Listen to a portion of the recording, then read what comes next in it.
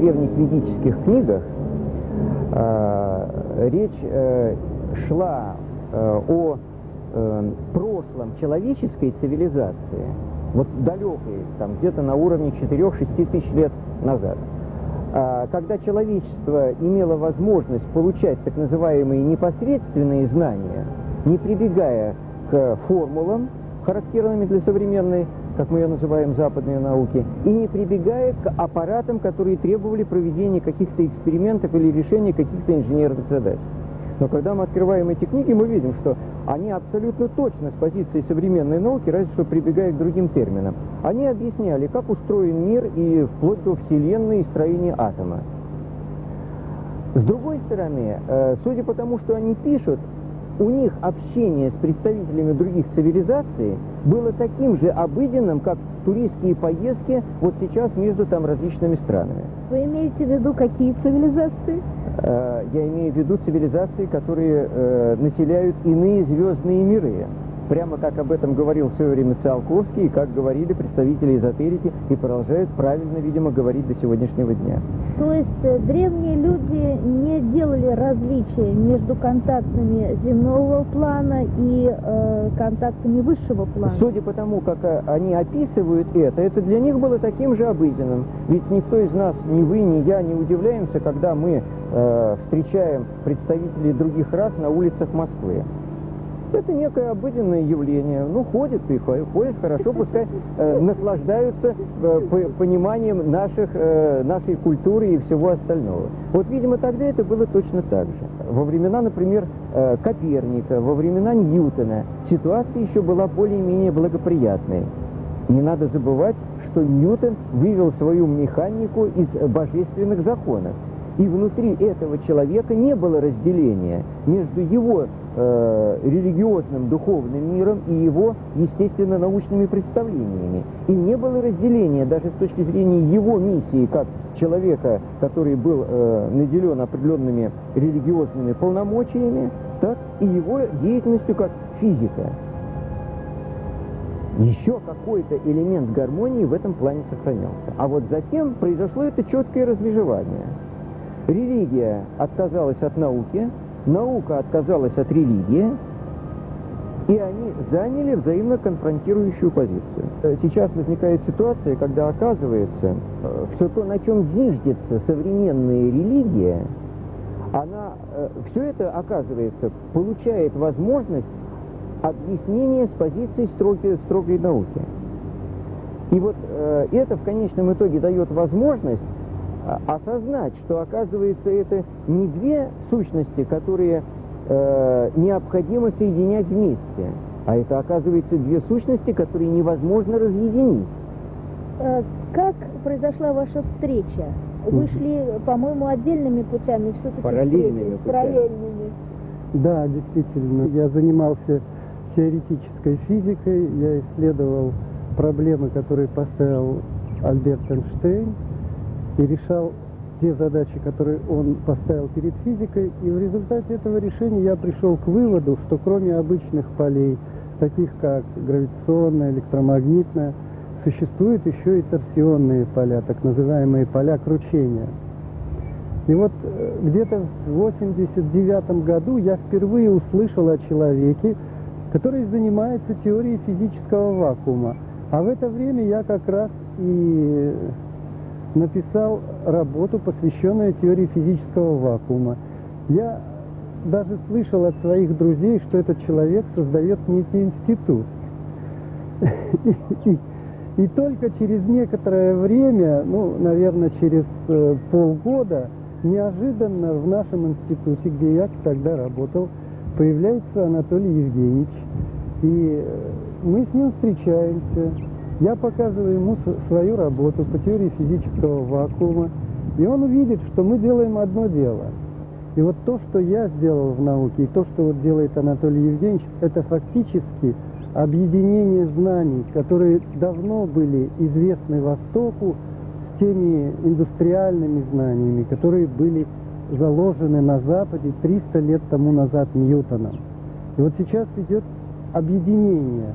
И это объединение приносит очень существенные результаты. Оказалось, что та наука, которой мы сейчас занимаемся, она говорит, что кроме обычных уровней реальности, которым изучает современная наука, это твердое тело, жидкости, газы, элементарные частицы, существуют еще и тонкие миры. Религия, с моей точки зрения, это как раз тот раздел науки, который изучает законы тонких миров.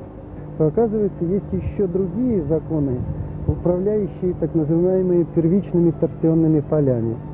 И появились новые объекты, и эти объекты, видимо, с этими объектами, как с реальностью, работали люди очень давно. И в древности называлось тонкими энергиями. Тонкими энергиями. И люди об этом знали.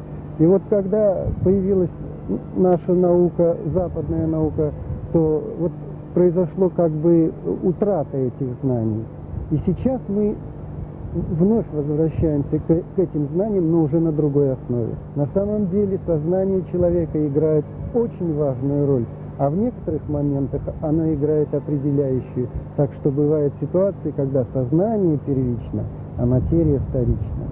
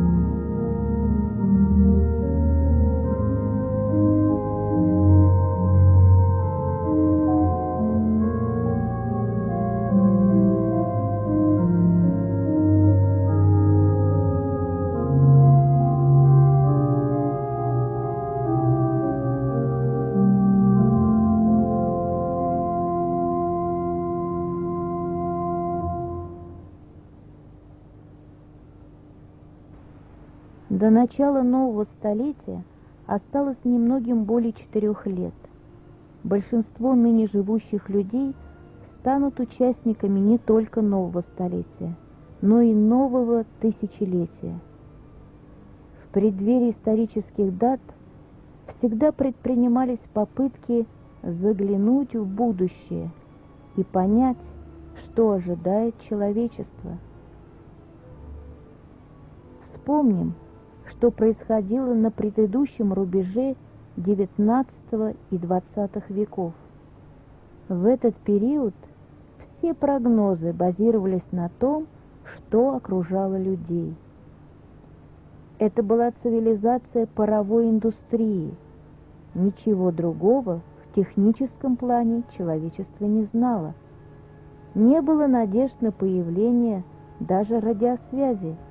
Генрих Герц, крупный специалист в области электричества, утверждал, что передача электромагнитных сигналов с помощью электричества в принципе невозможна.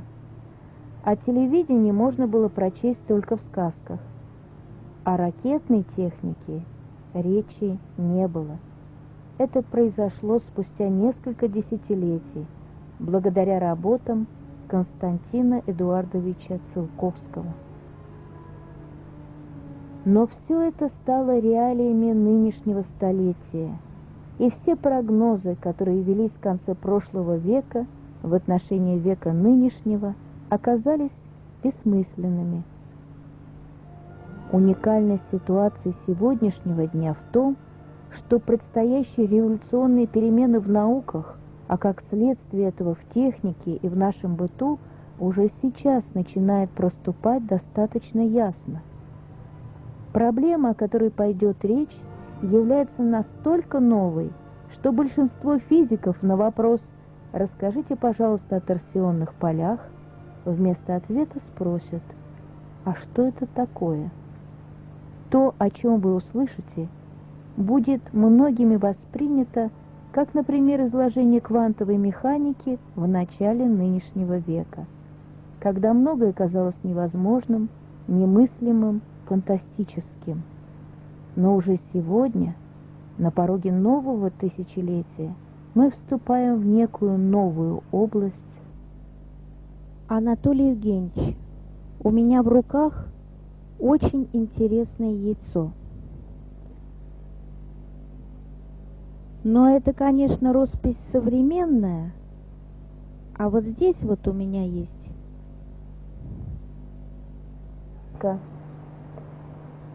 Это уже роспись ведической культуры, знаменитая кукушка Сва, прародительница Вселенной. Когда я пообщалась с людьми, которые сами наносят эти знаки, они наносят эти знаки не по собственной воле, они прочитывают ментограмму и переносят ее вот сюда, на эти яички. И вот здесь они мне объясняли, что существуют целые диаграммы, которые раскрывают нам смысл культур, даже пришествие самого Иисуса Христа на землю. Это просто какая-то тайная доктрина в знаковой структуре. Все эти знаки, это есть знаки каких-то энергетических процессов, которые происходят в разных слоях атмосферы, вот Земли, космоса, подземного мира, какого-то внутреннего состояния самого человека. Вот. То есть это иллюстрация. Если мы возьмем любую песенку, мы можем читать, потому что это было письмо. Это письмо было не такое, как теперь мы читаем. Это письмо было огромных, емких формул. Вот. И формула, допустим, вот этой спирали, вот, которая не просто развивается, она доходит до какой-то точки, и в этой точке происходит какая-то трансмутация, и появляется троичное начало, 3 лепестка. Ну, использован чисто биологический принцип, вот, и при том, что тут вот эти вот точки, это тоже фазы развития этого листка. Вот. Это можно применить чисто как растительный символ для хозяйства, вот, это можно применить для культа, где совершался какой-то ритуал. Форму этого ритуала мы сейчас воссоздать не сможем, вот, но мы интуитивно, приблизительно можем почувствовать, с чем это было связано. Это было связано с этапами, которые происходят в природе, в космосе, в энергетике. Естественно, что красный цвет – это символ материи, крови, Земли, то есть процесс происходит на Земле. На Земле это еще и материнский символ. Это зарождение жизни в лоне матери. В общем, большом смысле, в всех началах вот, зарождения жизни. Вот желтый цвет, вот эти вот шарики 4, так, это 4 фазы Солнца. То есть без Солнца, без Отца Матерь не может ничего создать. То есть нужен еще какой-то процесс энергетический, объединение каких-то энергий, которые начнут двигаться в этой спирали, дойдут до той точки. То есть тепло и вода. 2 вот эти начала, материнское начало вода и огонь. Вода и огонь. И, кстати, мы сейчас имеем дело с этими 2 символами, потому что эпоха рыб – это эпоха воды. Эпоха воды уходит, это очищение водное, это все наши страсти, эмоции, эгоизм, привычки, это все очищение водное. Мы это должны были уже все пройти, конец, рубеж. Ну и эпоха огня. Эпоха огня – это вот те крылья, те крылья, на которых мы можем взлететь в высшую сферу. То есть мы закончим, эта оболочка сейчас разлетится. Вот, птенцы, мы выйдем в другой мир, и мы должны в этом мире уметь ориентироваться. Что есть то, что вечно существует? Вечное пространство. Что есть то, что вечно существовало? Зародыш в корне. Что есть то, что вечно исходит и приходит? Великое дыхание. Тогда существует трое вечных. Нет, трое едины. То, что всегда есть, едино. То, что всегда было, едино.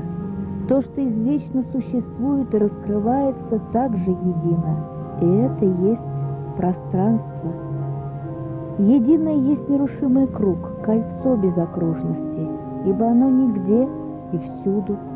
Единая неделимая точка, она вертикальная и горизонтальная линия, отец и матерь, вершины и основания отца, два кольца матери, в действительности никуда не достигающие.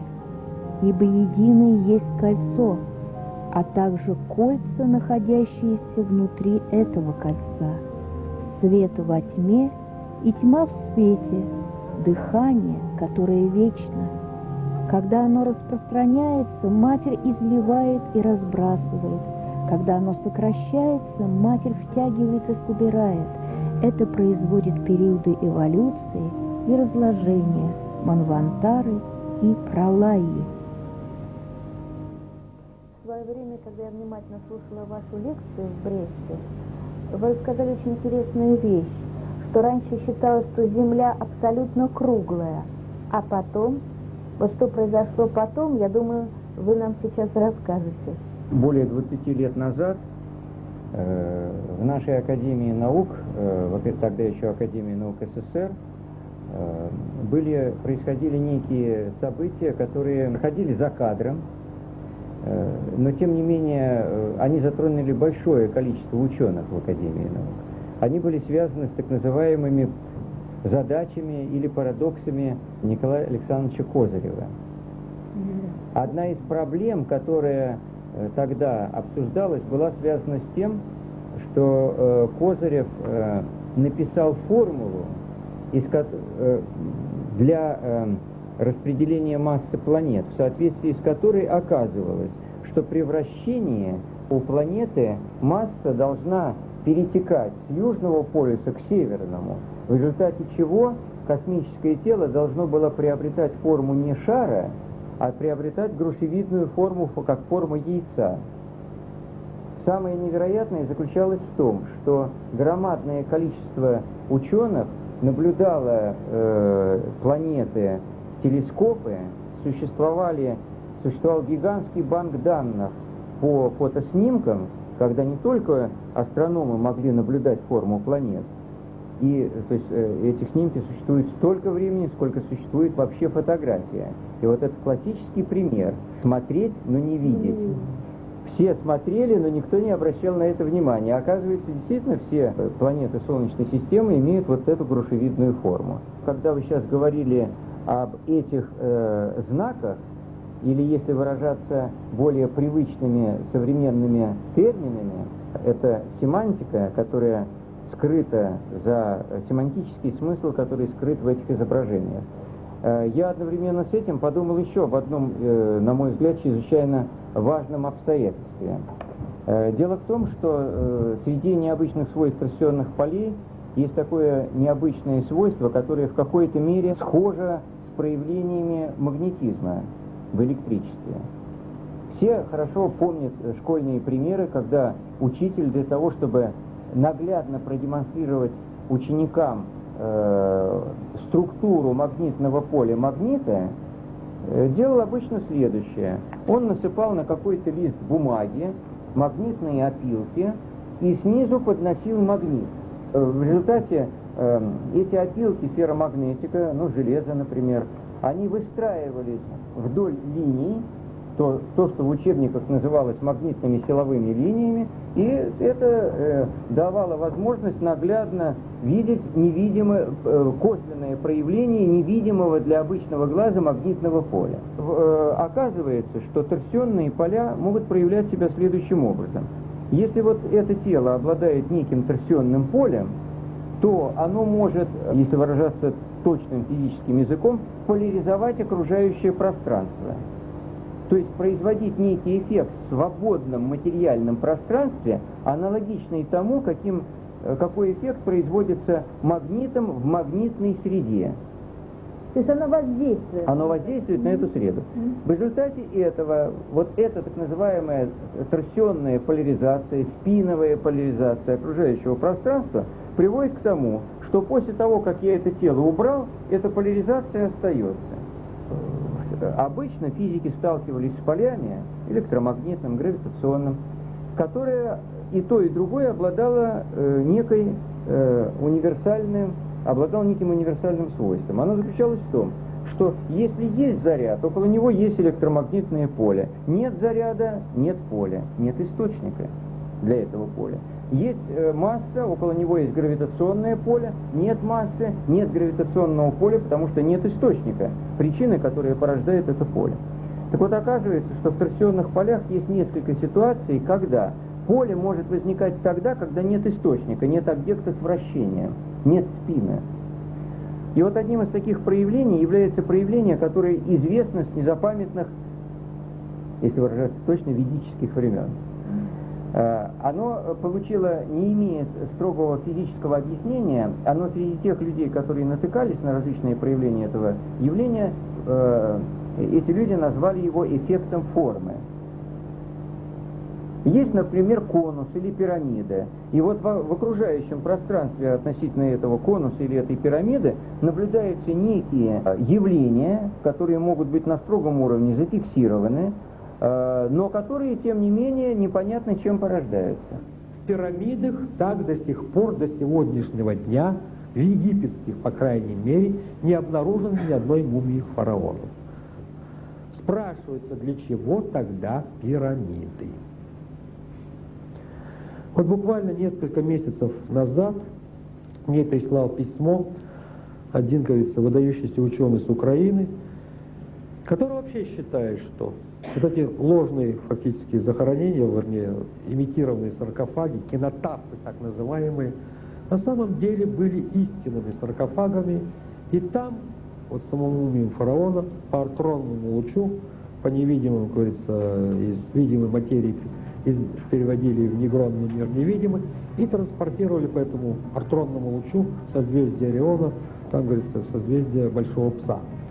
Конечно, очень оригинальная, очень смелая гипотеза. Может быть, она и подтвердится, и даже очень, может быть, не так уж далеко. Но единственное, что меня смущает в этой гипотезе, и сам я пока придерживаюсь, в принципе, другого мнения. Почему? Потому что в 1952 году на другом континенте, на другом противоположном конце Земли, в 1952 году знаменитый ученый мексиканский, профессор мексиканского университета Альберто Рус действительно наконец-то нашел в своей пирамиде, в самой пирамиде надписи Фаленко, нетронутую захоронение древнего правителя. Но не в чисто пирамиде, а под пирамидой крипти на глубине 27 метров. В частности, согласно модели, к нашему гипотезе, фараон захоронен, если его найдут, не в самой пирамиде, а на глубине до 27 метров под пирамидой. Почему еще? Потому что по традиции, унаследованной от мастаб, сами захоронения в Древнем Египте еще с глубокой древности, с доисторического периода, производились на глубине 27 метров. Почему 27? Потому что это, на наш взгляд, это уровень грунтовых вод. Космический вариант пирамиды Хеопса, построенный по числу парсеков от Сириуса до Солнца, 2,66 парсека от Сириуса до Солнца, и в каждом парсеке 3,26 световых года. Это число световых лет до полета, до Сириуса со скоростью света. Вот этот парсек, в каждом парсеке 3,26 световых года, перемножили и получили 8,67,16. Вот. Опять же, в гробницу, вернее, в захоронение должно вестись 16 ступеней, и вот на глубине 7, это мужское начало, в глубине 27 метров и должен быть захоронен сам фараон Хеопс. И если когда-то фараона вдруг и обнаружат в Египте, то вот, значит, мы считаем так. Никакого другого вывода сделать не могли, кроме того, что вот пирамиды создают еще энергетическое поле. Это золотая пропорция, золотое сечение, согласно которому квантуется энергия в космосе. И вот она же имеет наибольшее место, вот накапливаемая космическая энергия в пирамидах. Пирамида является своеобразной ловушкой такой космической энергии.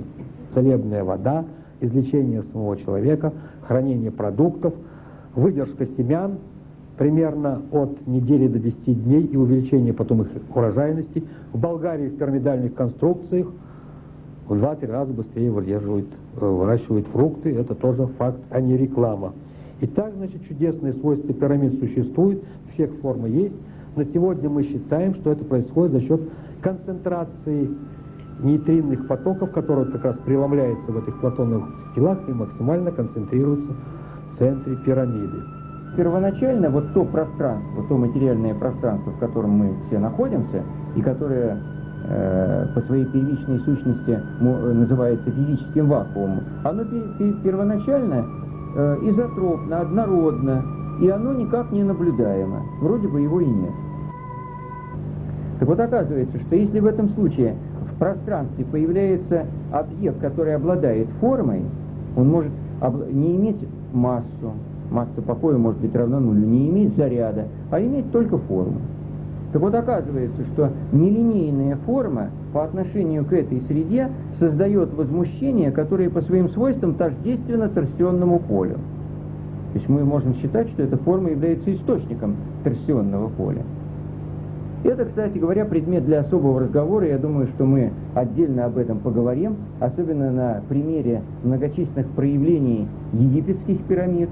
Но в данной ситуации я хочу сказать, что если мы говорим о том, что любая нелинейная структура порождает это торсионное поле, то тогда оказывается, что вот эта форма яйца порождает торсионное поле, и любой знак, который здесь нарисован, порождает свое торсионное поле. Поэтому оказывается, что тогда, когда мы видим некие семантические структуры, то оказывается, что они могут быть для нас источником не только информации как визуальные структуры, но источником информации еще на неком полевом уровне, потому что каждая такая структура порождает свое торсионное поле. С этим связано, конечно, и знак как таковой. То есть любой алфавит, знак. Да, цифра. Какое-то просто нанесение какого-то знака. Видимо, древние это очень хорошо знали, поскольку у них были, так сказать, священные знаки, которые употреблялись в определенное совершенно время и в определенное, так сказать, предназначение. То есть с этим связана и магия знаков, и магия чисел, и то, что имел в виду Пифагор. Все вот это говорит о том, что мы приближаемся как раз к тайне раскрытия вот этого невидимого мира. Я вообще так полагаю, что вероятнее всего, что здесь это было связано еще и с тем, что, как мы предполагаем, и не только мы, об этом говорится очень многими авторами, есть основания предполагать, что в те древние времена то, что сейчас считается неким аномальным проявлением, то есть то, что для многих обозначается непонятным термином – видение. Вот говорят, что вот этот человек обладает видением, то есть он видит то, чего мы не видим. А теперь уже можно на строгом языке сказать, что это связано со способностью воспринимать торсионные поля в виде неких изображений, которые возникают прямо в мозгу. Глаза здесь ни при чем. Внутреннее видение. Это внутреннее видение, да. И теперь можно на строгом уровне построить некую модель и объяснить, что и как получается. Так вот, надо полагать, что тогда таких людей было больше, может быть, их было большинство, такое же большинство, как сейчас большинство не обладает этим видением. И они могли эти поля просто видеть у этих структур и воспринимать их нормальным образом. Всем хорошо известно, что есть радиопередатчики. Они излучают электромагнитные волны, электромагнитное поле. Торсионный генератор – это передатчик, это генератор, который создает излучение торсионных волн, волн другой совершенно физической природы. Вот этот генератор, который чуть побольше, он для своей работы требует подключения еще вспомогательной аппаратуры. Излучение происходит из этого конуса. И наличие конуса в качестве излучателя – это так же, как в радиотехнике существуют так называемые рупорные антенны. Разница только заключается в том, что в радиотехнике этот конус надо было бы развернуть на 180 градусов, и излучение было бы вот так из основания этого конуса. А здесь наоборот, он играет роль формирователя объемного, и излучение ведется из конуса. И в том телесном угле, который образует угол при вершине в сечении этого конуса, вот в этом сечении и происходит излучение. Вот излучение наблюдается вот в этом конусе пространства. Тогда, когда этот прибор подключен к вспомогательному оборудованию. Вот такого типа прибор используется уже в большом количестве не только и физических экспериментов, и не только физических экспериментов, но и для решения ряда технологических задач.